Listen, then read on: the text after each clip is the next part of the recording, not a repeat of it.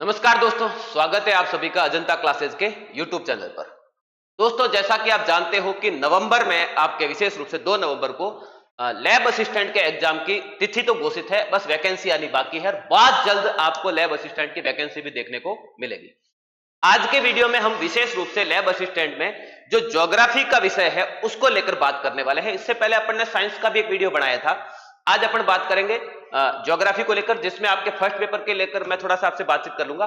उसके बाद जो हमारे सुरेंद्र सर है जो ज्योग्राफी पढ़ाते हैं, वो आपको विशेष रूप से सिलेबस के बारे में बता देंगे कि भाई क्या पढ़ना है, कैसे पढ़ना है। ठीक है, तो इस बार एक बात ध्यान रखना, जो ज्योग्राफी वाले हैं, साइंस वालों में और ज्योग्राफी वालों में एक बड़ा अंतर है कि जो साइंस से दे रहे हैं ना लैब असिस्टेंट का पेपर, तो वहां पर तो आप देखोगे कि पेपर ही कितने होने हैं, 2 पेपर होने हैं, है ना। एक पेपर तो होगा जीके का और दूसरा पेपर होगा साइंस का। लेकिन जो होम साइंस है और जो ज्योग्राफी है, उनके लिए ये झंझट खत्म कर दी गई है। आपके सीधा सीधा क्या कर दिया गया है, एक ही पेपर कर दिया गया है, जिसमें आपके क्या कर दिए गए हैं, 2 भाग कर दिए गए हैं, एक ए भाग और दूसरा बी भाग। ए भाग में आपके राजस्थान जीके रखा गया है, जिसमें 100 क्वेश्चन आएंगे आपके, है ना, जिसके 100 नंबर होंगे। और बी भाग में आपके 200 नंबर का होगा। टोटल पेपर कितने का होगा, 300 नंबर का। और समय कितना दिया जाएगा, 3 घंटे का। मतलब साइंस वालों के जैसा आपके 2 पेपर नहीं होने वाला है, पेपर एक ही होने वाला है। 1/3 में आपके राजस्थान जीके है और 2/3 में आपके ज्योग्राफी विषय रहने वाला है। ठीक है, जीके के बारे में मैं थोड़ा सा बता देता हूं आपको। ज्योग्राफी के बारे में हमारे जो एक्सपर्ट है सुरेंद्र जी, वो आपको अच्छे से बता देंगे सब्जेक्ट के बारे में। तो देखो, सीधा सीधा हिसाब दिया हुआ है कि सामान्य ज्ञान में केवल राजस्थान जीके डाला गया है और ब भाग में केवल ज्योग्राफी डाला गया है ना। अब इसमें क्या दिया गया है, परीक्षा में न्यूनतम आपको 40% से पास करना जरूरी है। और अभी आप देख रहे हैं अधीनस्थ बोर्ड और आरपीएससी जैसा पेपर बना रही है, पास करना मुश्किल हो रहा है। और राजस्थान जीके में तो चोटी हो रही है, तो थोड़ा ध्यान से पढ़ना पड़ेगा। वो ऊपर ऊपर पढ़ने वाला सिस्टम चला गया है। अच्छा, नेगेटिव मार्किंग कितनी रहेगी सर, तो बराबर 1/3 रहेगी, जो इस बार अपने अधीनस्थ बोर्ड और आरपीएससी दोनों का ने सिस्टम ही बना लिया है। अधिकतर भर्तियों में नेगेटिव मार्किंग 1/3 ही होती है, तो इसमें बहुत ज्यादा दिमाग लगाने की जरूरत नहीं है। अब जो राजस्थान जीके का जो है आपका सिलेबस, वो क्या रहने वाला है, तो कोई विशेष बात नहीं है। राजस्थान जीके में वही रखा गया है, राजस्थान इतिहास, राजस्थान कला संस्कृति, राजस्थान भूगोल, राजस्थान की राज्य व्यवस्था, राजस्थान की अर्थव्यवस्था और करंट अफेयर्स। जो मैं कहता हूं राजस्थान जीके के 5 पुत्र कौन कौन से, राजस्थान इतिहास, राजस्थान कला संस्कृति, राजस्थान भूगोल, राजस्थान की अर्थव्यवस्था और राजस्थान की राज्य व्यवस्था, इसके साथ में करंट अफेयर्स। जो बंदा ये पढ़ लेता है, अच्छे से पढ़ लेता है, तो एग्जाम चाहे राज्य स्तर का कोई भी हो, यहीं से मेरिट में आने की पूरी पूरी संभावना बन जाती है। तो राजस्थान इतिहास में वही जो होते हैं, हर पेपर में होते हैं। क्या क्या होता है, तो एक तो अपना राजस्थान के इतिहास के जो स्रोत है ना, जो शिलालेख है, जो पुस्तकें हैं, जो ग्रंथ है, जो बइया है, जो सिक्के हैं, वहां से एक आधा प्रश्न आ ही जाता है। उसके बाद में प्रमुख सभ्यताएं जैसे कालीबंगा, हड़प्पा, अपना आहड़ है, गणेश्वर है, इनको लेकर प्रश्न। उसके बाद में राजस्थान के प्रमुख राजवंश और इनकी उपलब्धियां, तो प्रमुख राजे महाराजे, प्रमुख राजवंश, और फिर मुगल राजपूत संबंध, तो यहां से प्रश्न बनेगा, है ना। उसके बाद में स्थापत्य कला, जिसमें अपन विशेष रूप से बात करेंगे। स्थापत्य कला की विशेषता टॉपिक डाला है। देखो, एक तो क्या लिखा है कि प्रमुख किले, स्मारक संरचनाएं, ये एक टॉपिक हो गया। लेकिन यहां पर लिख दिया है स्थापत्य कला की प्रमुख विशेषताएं। अगर आप लोगों ने इस बार जो फर्स्ट ग्रेड का पेपर हुआ और जो जीके का पेपर हुआ उसको देखा हो, तो यही टॉपिक लिख रखा था, स्थापत्य कला की प्रमुख विशेषताएं। और एक प्रश्न पूछ लिया था रणकपुर के जैन मंदिर का। विद्यार्थियों का दिमाग हिल गया था कि यह कैसा प्रश्न है और कहां से आ गया है। एक्चुअल में वो इस टॉपिक से प्रश्न बना था कि राजस्थान में जो प्रमुख मंदिर है, किले हैं, उनकी स्थापत्य कला में क्या खास बात है, वो विशेषताओं को लेकर अभी प्रश्न बन रहा है। तो ये पैटर्न आरएस से शुरू हुआ था, फर्स्ट ग्रेड में आ गया है। तो अब इसका जो नेक्स्ट स्टेप होगा वो पटवार वीडियो और लैब असिस्टेंट होगा।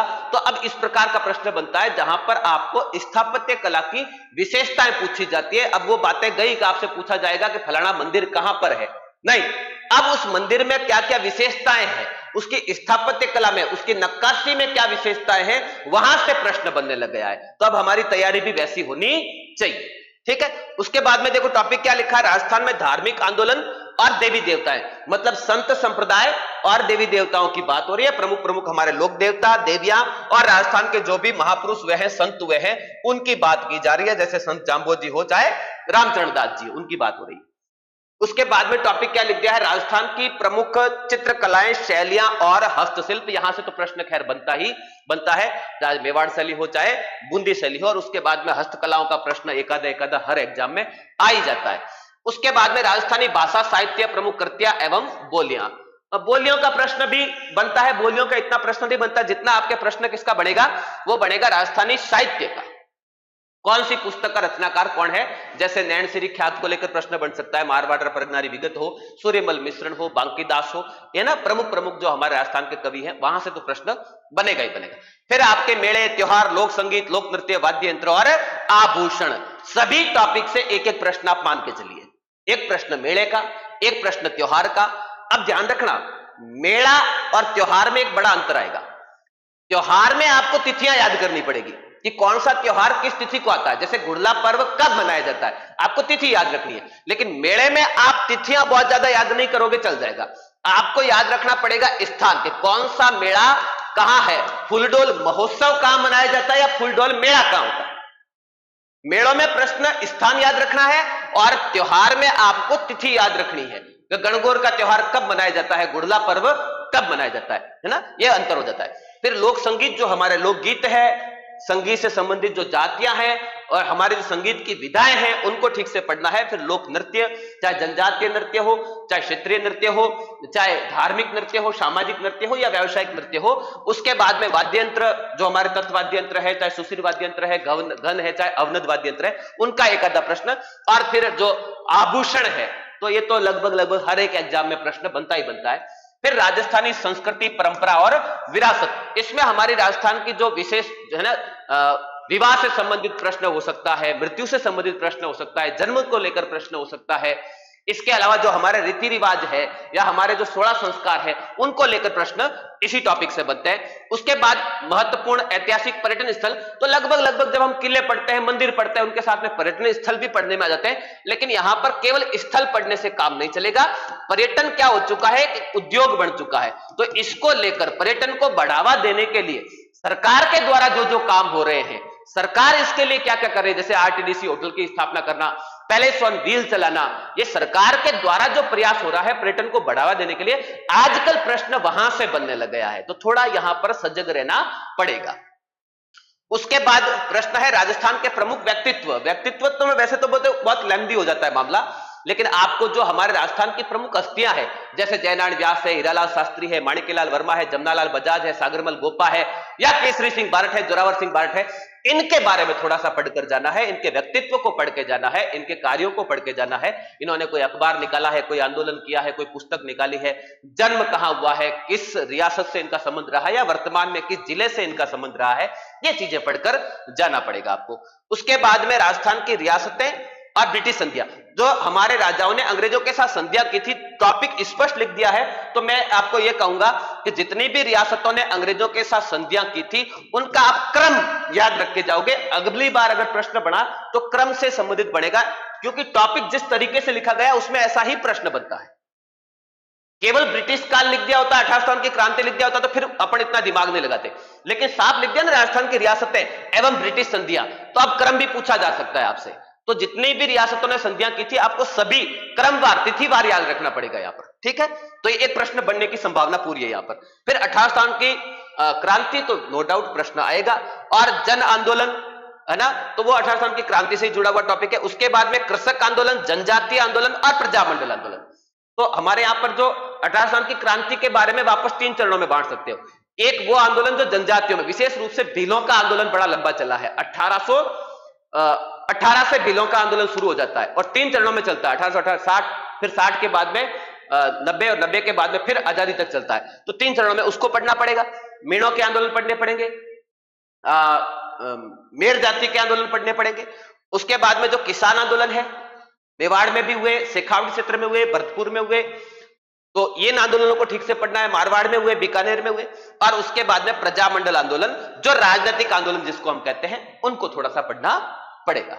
इसके बाद राजस्थान का एकीकरण बहुत इंपॉर्टेंट टॉपिक होता है, एक प्रश्न एग्जाम में आता ही आता है राजस्थान का राजनीतिक जागरण एवं विकास एवं महिलाओं के विशेष संदर्भ में, तो इसमें प्रजामंडल को भी पढ़ना पड़ेगा और आजादी के बाद में भी जो राजस्थान की विशेष रूप से महिलाओं की विशेष उपलब्धियां रही है वो टॉपिक पढ़कर आपको जाना पड़ेगा।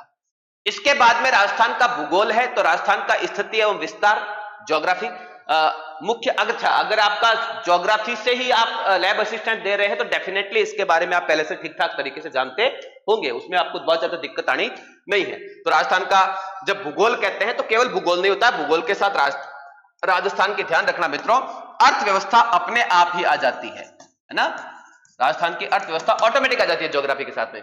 तो स्थिति एवं विस्तार, फिर भौतिक विभाजन जो 4 भागों में बांट रखा है, उसके बाद में राजस्थान का अफवाह तंत्र यानी कि नदियां वगैरह, फिर राजस्थान की जलवायु थोड़ी सी पढ़नी पड़ेगी आपको, उसके बाद में राजस्थान में मिट्टियां, प्राकृतिक वनस्पति है ना, वन्य जीव संरक्षण और पर्यावरण पारिस्थितिकी मुद्दे जिसमें आपके रामसर वगैरह साइट पूछी जा सकती है, मरुस्थलीकरण यानी कि मरुस्थल का विस्तार, यहां से भी टॉपिक बन सकता है। फिर आपके जो कृषि जलवायु प्रदेश है, देखो राजस्थान को 4 भागों में भौतिक आधार पर बांटा गया, लेकिन अभी बहुत से एग्जाम में प्रश्न पूछा, बेचारे छोरे परेशान थे, कृषि के आधार पर कितने जलवायु प्रदेशों में बांटा गया, 10 भागों में बांटा गया। तो यहां से भी प्रश्न आजकल अच्छा खासा बन रहा है, ठीक है। उसके बाद में राजस्थान की प्रमुख फसलें हैं, तो राजस्थान में कौन कौन सी फसलें होती है, रबी की फसल कौन सी है, खरीफ की फसल कौन सी है, या जायद फसल कौन सी है, या खाद्यान्न कौन सा है, या दलहन कौन सा है, या व्यापारिक फसल कौन सी है, इस प्रकार के प्रश्न यहां से बनते हैं। और कौन सी फसल कब बोई जाती है, और फसलों की नस्ल को लेकर भी प्रश्न बन जाता है कि मक्का की नस्ल कौन सी, या गेहूं की नस्ल कौन सी, या बाजरे की या कपास की नस्ल कौन सी। उसके बाद पशुधन, तो यहां पर आपको एक तो नवीन डाटा याद रखना, आंकड़े याद रखना है कि कौन से पशु किस जिले में होते हैं, उनकी नस्लें भी याद रखनी पड़ेगी और उनकी उपयोगिता भी ध्यान रखनी पड़ेगी। बहुउद्देशीय परियोजना, इसके सिंचाई परियोजना के साथ में आप पढ़ ही लेते हो, जैसे इंदिरा गांधी नहर परियोजना है तो एक बहुउद्देशीय परियोजना है। इसके अलावा ऐसी भी परियोजनाएं है, सॉरी इंदिरा गांधी नहर परियोजना सिंचाई परियोजना है, मुख्यतः पेयजल परियोजना है। लेकिन जब हम भाखड़ा नांगल बांध की बात करें या इसी प्रकार से जब चंबल के ऊपर जो 4 डैम बने हुए एमपी और राजस्थान में, ये बहुउद्देशीय परियोजना, क्योंकि यहां पर बिजली का उत्पादन भी करना है, पेयजल भी देना है और सिंचाई के लिए भी पानी देना है, मतलब एक ही साथ अपने को बहुत सारे काम करने हैं, तो वो सारी चीजें इसमें। फिर जल संरक्षण, इसमें आपको एक तो नवीन सरकारें क्या काम कर रही है और दूसरा प्राचीन रियासत काल में राजाओं ने क्या काम कर रखे, इसमें आपको झीलें भी पढ़नी है, बावड़ियां भी पढ़नी है, बांध भी पढ़ने हैं, और इसके अलावा जो हमारे यहाँ पर झालरे वगैरह बनते थे उनको भी पढ़ना पड़ेगा, है ना, या जो हमारी परंपरा के शैली खड़ीन क्या होती है ना, वो चीजें भी पढ़नी पड़ेगी, टाका क्या होता है उसको भी पढ़ना पड़ेगा। फिर राजस्थान में परिवहन, तो इसमें आपको रेल है, हाईवे है और हमारा जो सड़क मार्ग है, इसको नवीन डाटा के साथ पढ़ के जाना कि दिसंबर 2024 तक हमारे राजस्थान सरकार में कितने किलोमीटर सड़कें बन चुकी है, नेशनल हाईवे कितने हैं, कौन कौन सा नेशनल हाईवे निकलता है, कहां कहां से निकलता है, वो सारी चीजें। खनिज संपदाओं से एक प्रश्न आता है, डिफिकल्ट प्रश्न आता है, आजकल तो बहुत हार्ड प्रश्न पूछने लग गए हैं। तो जितने भी हमारी प्रमुख प्रमुख खदानें हैं, वो खदानें कौन सी है, किस खनिज से संबंधित है, किस जिले में है, ये थोड़ा सा ध्यान रखना पड़ेगा। तो दोस्तों इसके बाद में आपका जो सेकंड पार्ट है वो पूरा का पूरा किसका है, ज्योग्राफी का, भूगोल का पार्ट है। तो उसको फिर अब मैं सर को आमंत्रित करूंगा, वो ज्यादा अच्छे से बताएंगे और वही बताएंगे तो ज्यादा सही रहेगा। तो मैं एक बार देख लेते हैं। जी हाँ, यहीं से स्टार्ट होता है सर, इसके अगला टॉपिक यहीं से दिया गया है।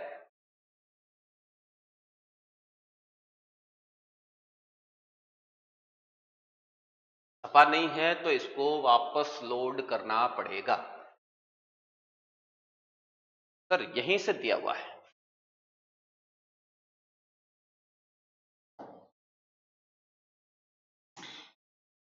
चलो कोई बात नहीं, एक बार जो आपका बी पार्ट है उसको लोड कर लेते हैं।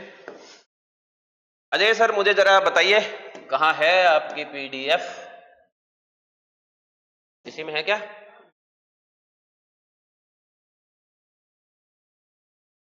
यही है, देखते हैं ज्योग्राफी वाला पार्ट वापस। पेज कट गया है एक, तो कोई बात नहीं, निकाल लेंगे, कोई चिंता की बात नहीं है। चलो ये हो गया साइंस का पार्ट, इसको हटा देते हैं और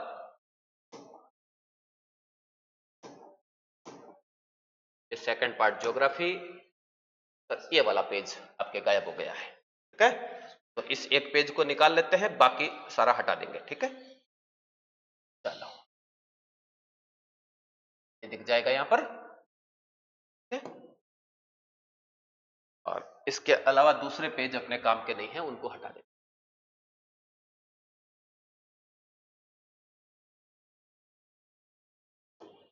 चलो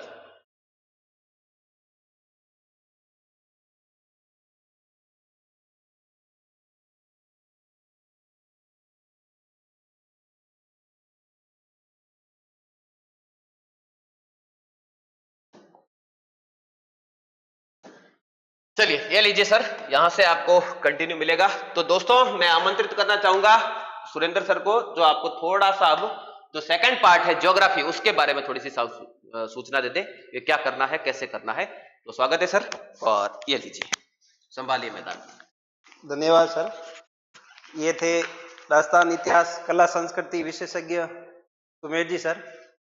आप सभी को मेरा नमस्कार। विद्यार्थियों, जैसा कि सर ने आपके सामने जो आपके पेपर का जो भाग अ है इतिहास कला संस्कृति, उसके बारे में विस्तृत रूप से सिलेबस को डिस्कस किया आपके सामने। एक वीडियो हालांकि सिलेबस का आपने डाल रखा है, उसमें भाग अ का नहीं था।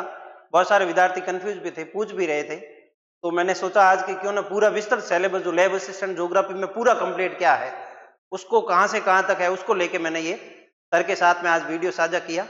सर को बोला, मैंने कहा दोनों मिलके कंप्लीट सिलेबस बताते हैं विद्यार्थियों को। काफी बच्चों ने पूछा भी था, भाग अ में और भाग ब को लेके अलग अलग दुविधा भी थी, तो आज आपको कंप्लीट सिलेबस के साथ में रूबरू चल रहे हैं।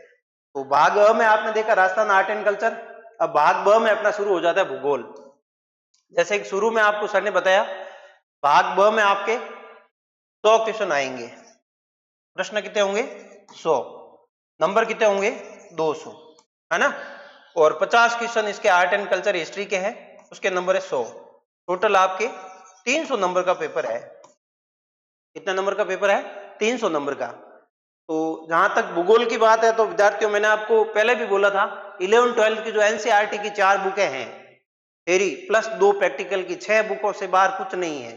उन 6 बुकों को ही आपको लाना है। आपको विशेष अभी 4 बुकें ही लानी है, जो 2 11 में चल रही है, 2 12 में। भौतिक भूगोल, भारत भूगोल, मानव भूगोल और अर्थशास्त्र और भारत लोग और अर्थशास्त्र, ये 12 की बुक है। ये 4 बुकें ही अभी वर्तमान में आपको लानी है, उसी के अनुसार अपन चल रहे हैं। ये बीच में एक सिलेबस को, कंप्लीट सिलेबस को लेके क्लास है। जहां तक भूगोल विषय या पाठ्यक्रम का सवाल है आपके लैब असिस्टेंट में, तो पहला टॉपिक है आपका भूगोल, एक समाकलित विषय के रूप में। भूगोल की शाखाएं, भौतिक भूगोल का महत्व, एक ही टॉपिक है, छोटा सा है। इस पे वीडियो मैंने डाल रखा है, आप देखना उसको जाके। उसके बाद सेकंड टॉपिक है पृथ्वी की उत्पत्ति एवं विकास, origin and evolution of the earth. पृथ्वी की उत्पत्ति कैसे हुई, किन किन विद्वानों ने कैसे मत दिए, एक तारक मत, द्वितारक मत, है ना। तो ब्रह्मांड की उत्पत्ति संबंधी मत, इसको भी अपन ने पढ़ लिया है। उसके बाद पृथ्वी की आंतरिक संरचना, इंटीरियर ऑफ द अर्थ, आंतरिक संरचना को भी अपन ने पढ़ लिया है। IUGG, international union of geodesy and geophysics ने आपके जो क्रस्ट, मेंटल और कोर, 3 भागों में बांटा है पृथ्वी की आंतरिक संरचना को। उसके संबंधी वीडियो भी मैंने अपलोड कर दिया है चैनल पे। उसके बाद महासागरों एवं महाद्वीपों का वितरण, इसको पढ़ेंगे। फिर शैलें हैं, इनके प्रकार, इनकी विशेषताएं। शैलें आपको पता है 3 है, आग्नेय शैल, अवसादी शैल और रूपांतरित शैल। शैल का टॉपिक है। शैल के बाद में आपको भूआकृतिक प्रक्रियाएं, विभिन्न प्रकार के प्रोसेस। उसके बाद में स्थल रूप और उसका विकास। इन प्रक्रिया में अनाच्छादन है, फिर अपक्ष है, अपर्दन है, निक्षेपण है ना, वृत्त संचलन है, ये सारे पढ़ेंगे अपन। उसके बाद विभिन्न प्रकार के स्थल रूप। स्थल रूप में मुख्य कारक जल से निर्मित स्थल स्वरूप, जल के अपर्दन से और जल के निक्षेपण से। उसके बाद पवनों के अपर्दन से, पवनों के निक्षेपण से, ये होगा। उसके बाद भौमजल के अपर्दन से कौन कौन से स्थल रूप बनते हैं और निक्षेपण से कौन कौन से बनते हैं, उसका अध्ययन करेंगे।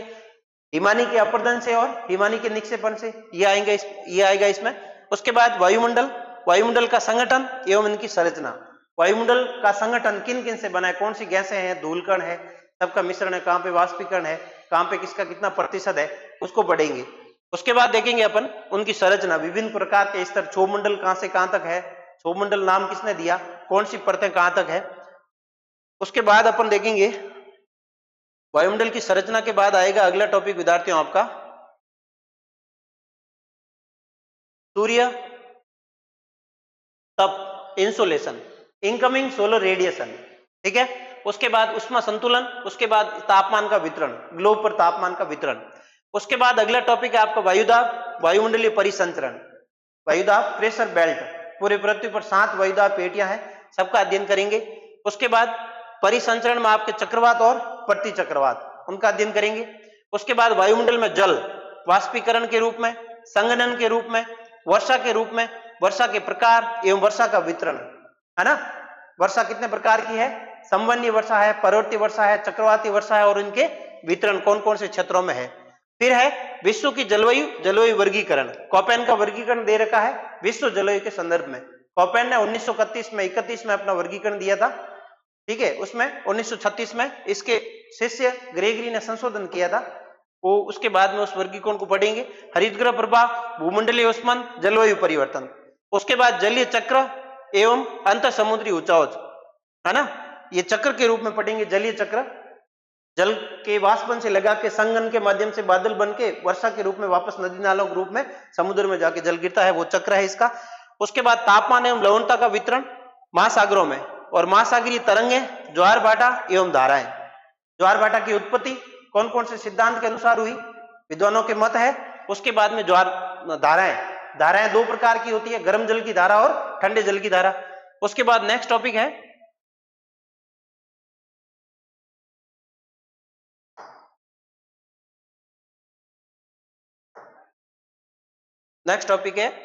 ये वाला,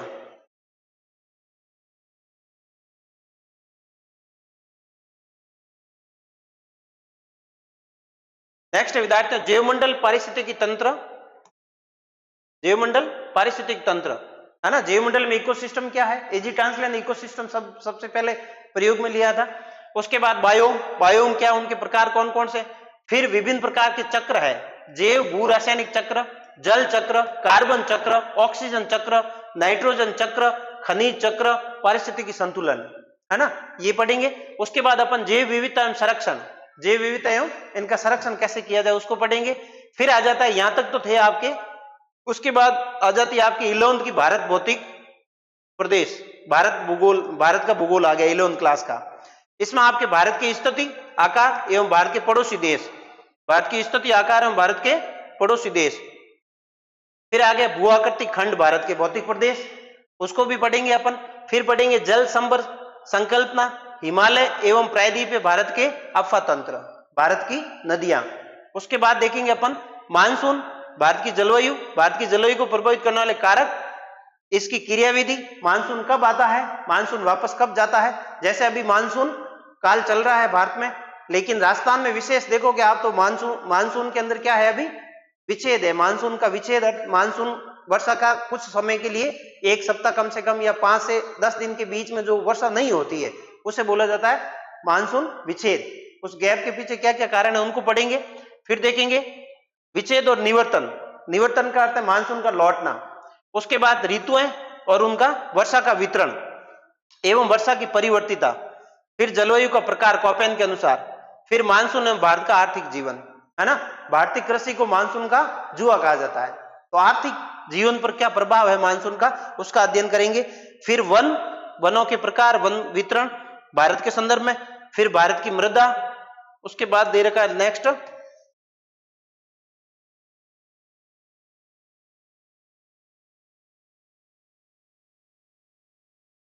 यहां से। फिर है आपकी आपदाएं, भारत में कौन कौन सी आपदाएं हैं उसका अर्थ है, उसका वर्गीकरण है। भारत में प्राकृतिक आपदाएं और आपदा प्रबंधन, आपदा प्रबंधन को लेके भारत में कौन सा सिस्टम तंत्र है, कहां पे क्या सुविधा है उसको पढ़ेंगे। उसके बाद देखेंगे आपके यहां से पार्ट शुरू हो जाता है प्रायोगिक भूगोल का। अब तक जो पढ़ा वो था भारत का भूगोल। प्रायोगिक भूगोल में मानचित्र, मानचित्र के प्रकार, मापनी, मापनी के प्रकार, साधारण रेखीय मापनी, दूरी मापन, दिशा निर्धारण और सांकेतिक चिन्हों का प्रयोग, इनका अध्ययन करेंगे। उसके बाद अपन देखेंगे प्रक्षेप, प्रोजेक्शन। प्रोजेक्शन से पहले अक्षांश देशांतर, अक्षांश देशांतर का अर्थ और इसे कैसे समय का निर्धारण किया जाता है। उसके बाद आपका है मानचित्र प्रक्षेप। मानचित्र प्रक्षेप में इसके प्रकार, निर्माण, इसकी विशेषताएं और एक मानक अक्षांश, शंक्वाकार प्रक्षेप और सम क्षेत्र बेलनाकार प्रक्षेप, ये 2 प्रक्षेप स्पेशली आपके कोर्स में दे रखे हैं। उसके बाद स्थलाकृतिक मानचित्रों का अध्ययन। स्थलाकृतिक मानचित्रों के अध्ययन के अलावा आपका दे रखा है समोच्च रेखा, अनुप्रस्थ काट एवं स्थलाकृतियों की पहचान, जिसमें ढाल, पहाड़ी, घाटी, जलप्रपात, भृगु, ये आपने स्थल स्वरूप अगर प्रायोगिक काम ढंग से किया है तो आपको याद हो गए, ये सारी स्थलाकृतियां आपने समोच्च रेखाओं के आधार पर बनाई थी, उसका अध्ययन करेंगे। उसके बाद प्रैक्टिकल का ही पार्ट है अगला भी। अगला दे रखा है वायु फोटोग्राफ, इसके प्रकार, ज्योमिति, ऊर्ध्वाधर और वायु फोटो चित्र, ये भी प्रायोगिक का भाग है। उसके बाद उपग्रह, बिंब, सुदूर संवेदन, आंकड़ों के अध्ययन की अवस्थाएं, प्लेटफॉर्म कौन कौन से होते हैं इनके, संवेदक और सुदूर संवेदक आंकड़ों, उपग्रह बिंबों से भौतिक और सांस्कृतिक लक्षणों की पहचान कैसे की जाती है, इसका अध्ययन करेंगे। उसके बाद मौसम उपकरणों का प्रयोग, ताप को मापने तापमापी, आर्द्र एवं शुष्क बल तापमापी, वायु दिशा सूचक यंत्र और वर्षा मापक यंत्र, ये जो उपकरण है इनके बारे में अध्ययन करेंगे। उसके बाद मौसम चार्ट्स का प्रयोग कैसे करते हैं, उसमें वायुदाब, हवा एवं वर्षा का वितरण का वर्णन किस रूप में दर्शाते हैं, उसका अध्ययन करेंगे। उसके बाद अपन देखेंगे मानव भूगोल, ये आ गई है वापस आपके 12th की मानव भूगोल आ गई। 12th के अंदर जो चल रही है मानव भूगोल के मूल सिद्धांत, मानव भूगोल की परिभाषा, रेडजेल और उनके शिष्य एलेंसी सैंपल, 2 ही मुख्य परिभाषा है और उसमें से एक परिभाषा आनी आनी है।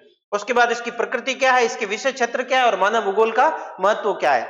उसके बाद विश्व की जनजातियां, इसमें एस्किमो और बुशमैन 2 दे रखी विश्व की जनजातियों में, फिर गौड़ और भील जनजातियां, ये भारत के संदर्भ में 4 जनजातियों का अध्ययन अपन को करना है। उसके बाद आर्थिक एवं सांस्कृतिक विशेषता इनकी, इन्हीं 4 जनजातियों की, ठीक है।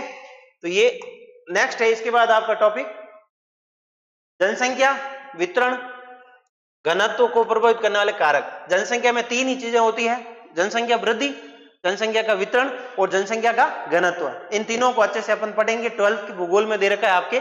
फिर जनसंख्या वृद्धि है ना, वृद्धि, वितरण और घनत्व 3 को ही पढ़ा जाता है जनसंख्या के संदर्भ में। फिर जनसंख्या की संरचना आयु वर्ग के अनुसार, लिंगानुपात के अनुसार और ग्रामीण और नगरीय जनसंख्या के रूप में इसकी संरचना का अध्ययन करेंगे। कौन कौन से डायग्राम बनते हैं उनके साथ इसका अध्ययन करेंगे। फिर आगे आपका माइग्रेशन, प्रवास, प्रवास की संकल्पना, प्रवास के प्रकार, प्रवास की समस्याएं और प्रवास के पक्ष, कितने पक्ष के रूप में प्रवास किया जाता है, उसका अध्ययन करेंगे। फिर आगे आपके ह्यूमन डेवलपमेंट, मानव विकास संकल्पना। मानव विकास डॉक्टर अमर्त्य सेन और महमूद उल हक ने दिया था 1990 से, जो एचडीआई निकलती है आपकी, यूएनडीपी जारी करती है, ह्यूमन डेवलपमेंट इंडेक्स, एचडीआई, है ना, उसका अध्ययन करेंगे मानव विकास के संदर्भ में। फिर आगे आपके अधिवास, सेटलमेंट। अधिवास 2 तरह के हैं, ग्रामीण और नगरीय। उनके अधिवासों के प्रकार कौन कौन से हैं, प्रतिरूप कौन कौन से और समस्याएं कौन कौन सी है। फिर करेंगे अपन नगर, कच्ची बस्ती, अर्बन, स्लम, स्लम का अध्ययन करेंगे। फिर अपन देखेंगे इनकी समस्याएं कौन कौन सी और इनके समाधान क्या किए जा सकते हैं। जैसे आपने पढ़ा होगा मुंबई के अंदर धारावी है, वो एशिया की सबसे बड़ी स्लम है, तो धारावी इसी में आएगी। उससे क्या समस्या है और उसका समाधान कैसे किया जा सकता है। फिर देखोगे आप प्राथमिक व्यवसाय, अब ये ऑक्यूपेशंस आ गए हैं, ह्यूमन ऑक्यूपेशंस, जिसमें प्राथमिक, उसके बाद द्वितीयक व्यवसाय, इनमें कौन कौन से हैं उनका अध्ययन करेंगे। उसके बाद अगला टॉपिक है आपका, देखोगे विद्यार्थियों, प्राथमिक व्यवसाय, द्वितीयक व्यवसाय, तृतीयक व्यवसाय, चतुर्थ और पंचम, 5 क्रियाकलाप दे रखे हैं आपको। उसके बाद अगला है भूतल परिवहन, अर्थात अब आगे अपन परिवहन के अंदर, है ना। ट्रांसपोर्ट में पहला है स्थल परिवहन, दूसरा जल परिवहन, तीसरा वायु परिवहन। तीनों के प्रकार और उनके मुख्य कौन कौन से है, मुख्य मार्ग है, रेल मार्ग है, सड़क मार्ग है, कौन कौन से मार्ग है उनका अध्ययन करेंगे। मुख्य महासागरीय जल मार्ग कौन कौन से है, कौन कौन से बंदरगाह है, और 2 स्पेशली दे रखे हैं आपके, स्वेज मार्ग और पन्नामा नहर जल मार्ग, इन दोनों का अध्ययन करेंगे। उसके बाद दे रखा है अंतरराष्ट्रीय व्यापार एवं भारत की भूमिका। अंतरराष्ट्रीय व्यापार में भारत की मुख्य भूमिका क्या है। हालांकि आपको पता होगा अंतरराष्ट्रीय व्यापार में, विश्व व्यापार में भारत का 1% हिस्सेदारी है। भारत की हिस्सेदारी कितनी है, 1%, फिर भी वो महत्वपूर्ण है, उसका अध्ययन करेंगे। आधुनिक जनसंचार के उपकरण, उपग्रह, इंटरनेट, मोबाइल आदि के बारे में अध्ययन करेंगे। आधुनिक जनसंचार के रूप में इस टॉपिक को पढ़ेंगे। फिर वर्तमान में पर्यावरणीय समस्याएं, विभिन्न प्रकार के जल प्रदूषण, ध्वनि प्रदूषण, वायु प्रदूषण, अम्ल वर्षा, हरितगृह प्रभाव, ओजोन परत के क्षरण, इनके कौन कौन से मुख्य घटक है, कारक कौन कौन से हैं, क्या प्रभाव पड़ता है और निवारण के क्या उपाय किए जा सकते हैं, सरकारें किस वे में इस स्तर पे काम कर रही है और आम आदमी को जागरूक होकर इसको कैसे इस समस्या से दूर करने के लिए प्रयास करने चाहिए। इस समस्या से यह समस्या जो वर्तमान में विश्व स्तर की समस्या बनी हुई है, पर्यावरणीय समस्या है ना, तो उसका अध्ययन करेंगे। फिर वैश्विक पर्यावरणीय सम्मेलन, जितने प्रकार के सम्मेलन हुए हैं, जैसे आपने नाम सुना होगा COP30 अभी ब्राजील में होने वाला है, 2025 के अंदर होगा। तो ये कॉन्फ्रेंस ऑफ पार्टीज, कोप है, मोप है, पर्यावरण को लेके है ना, तो ये सारे सारे इसमें पढ़ेंगे सम्मेलन। फिर अपना नेक्स्ट है संसाधन। संसाधन की संकल्पना, संसाधनों का वर्गीकरण कैसे किया जाता है, जिमरमैन के अनुसार बहुत इंपोर्टेंट वर्गीकरण है, इनका संरक्षण कैसे करेंगे, और पोषणीय विकास, सस्टेनेबल डेवलपमेंट, ये आपके जो सतत पोषणीय विकास, ये बहुत इंपोर्टेंट है वर्तमान में, है ना। 1992 में ब्राजील के रियो डी जेनेवा में आपने सुना होगा फर्स्ट अर्थ समिट हुआ था, प्रथम पृथ्वी सम्मेलन। उसके अंदर एजेंडा 21 एक रिपोर्ट जारी हुई थी। उस एजेंडा 21 रिपोर्ट के अंदर ये सतत विकास वहीं से निकला था। वर्तमान आवश्यकता की पीढ़ी की पूर्ति किस रूप में की जाए संसाधनों की, और आगामी आने वाली पीढ़ी के लिए कुछ संरक्षण किया जाए, तो ये इस हिसाब से सतत पोषणीय विकास था। उसके बाद अगला टॉपिक है अजैविक संसाधन। इसमें भू, जल, खनिज, लोह अयस्क, तांबा और एल्यूमिनियम अभ्रक, ये 4 खनिज स्पेशली आपके दे रखे हैं। उसके बाद अगला टॉपिक है ऊर्जा संसाधन, परंपरागत ऊर्जा के स्रोत और गैर परंपरागत ऊर्जा के स्रोत। जो परंपरागत रूप से उपयोग में लेते आ रहे हैं उनको पढ़ेंगे, और वर्तमान में जो गैर परंपरागत ऊर्जा स्रोत है उनका भी अध्ययन करेंगे, स्पेशली सौर ऊर्जा और पवन ऊर्जा। आपको पता होगा सौर ऊर्जा राजस्थान अभी वर्तमान में पहले स्थान पर ऐसी कंडीशन में है। उसके बाद कृषि के प्रकार, कृषि के निर्वहन कृषि, व्यापारिक कृषि, आर्द्र व शुष्क गहन कृषि, विस्तृत कृषि और जैविक उद्यानिकी, उनका अध्ययन करेंगे। उसके बाद में मुख्य फसलें, गेहूं, चावल, कपास, गन्ना, चाय का वितरण एवं उत्पादन। इसके बाद नेक्स्ट टॉपिक है भारत के औद्योगिक विकास, भारत में औद्योगिक विकास और भारत के प्रमुख उद्योग। उसके बाद अपन देखेंगे क्षेत्रीय नियोजन, रीजनिंग, प्लानिंग। इसमें भी प्रादेशिक असंतुलन, कुछ प्रदेशों को विशेष विकास के रूप में आगे बढ़ा दिया जाता है, कुछ प्रदेश उसी क्षेत्र में पिछड़ जाते हैं, तो उनके बीच में जो असंतुलन है उनका अध्ययन करेंगे। फिर मरु विकास कार्यक्रम, जनजातीय विकास कार्यक्रम। फिर नेक्स्ट टॉपिक है विकास एवं नियोजन, उसमें आपका गरीबी उन्मूलन, रोजगार कार्यक्रम और मनरेगा, मनरेगा की भूमिका और मनरेगा का वर्तमान संदर्भ में प्रभाव। ठीक है। इसके बाद नेक्स्ट टॉपिक है अपना पोषणीय विकास, वापस आ गया सस्टेनेबल डेवलपमेंट, सतत पोषणीय विकास, उसको पढ़ेंगे। फिर इसकी परंपरागत और आधुनिक दृष्टिकोण किस रूप में है, वर्तमान में किस स्तर तक, कहां तक सक्सेसफुल है, या वर्तमान में जो मानवीय जनसंख्या है वो सतत पोषणीय विकास पे किस स्तर पे चल रही है उसको लेके, उसका अध्ययन करेंगे। फिर ग्रामीण विकास, डेयरी उद्योग, कुटीर उद्योग। उसके बाद प्रमुख उद्योग, सूती वस्त्र उद्योग और सीमेंट उद्योग। उसके बाद खनिज आ गया, खनिज में भी आप देखोगे राजस्थान के खनिज दे रखे हैं। ये यहाँ पे विद्यार्थियों जो 4 टॉपिक है वो आपके राजस्थान के संदर्भ में है। ग्रामीण विकास, ग्रामीण विकास से लगा के प्रमुख उद्योग, खनिज और प्रमुख सिंचाई परियोजनाएं, ये 4 टॉपिक आपके राजस्थान ज्योग्राफी से है। वहां भी पढ़ोगे, यहाँ वापस पढ़ेंगे।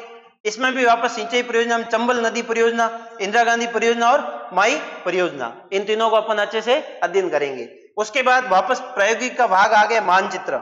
मैप का अर्थ क्या है, इसके वर्गीकरण और मानचित्रांकन और थीमेटिक, ये आपके विषय मानचित्र प्रकार दे रखा है जिसमें आपके डॉट और वर्णमात्री समरेखा विधि, इसका अध्ययन करेंगे मानचित्रों के प्रकार का। और उसके बाद में नेक्स्ट टॉपिक है आपका आंकड़ों का निरूपण, आंकड़ों की रचना, जिसमें दंड आरेख, चक्र आरेख और प्रवाह आरेख में आंकड़ों को किस प्रकार से उपयोग किया जाता है। उसके बाद भौगोलिक सूचना तंत्र, GIS, ज्योग्राफिकल इंफॉर्मेशन सिस्टम।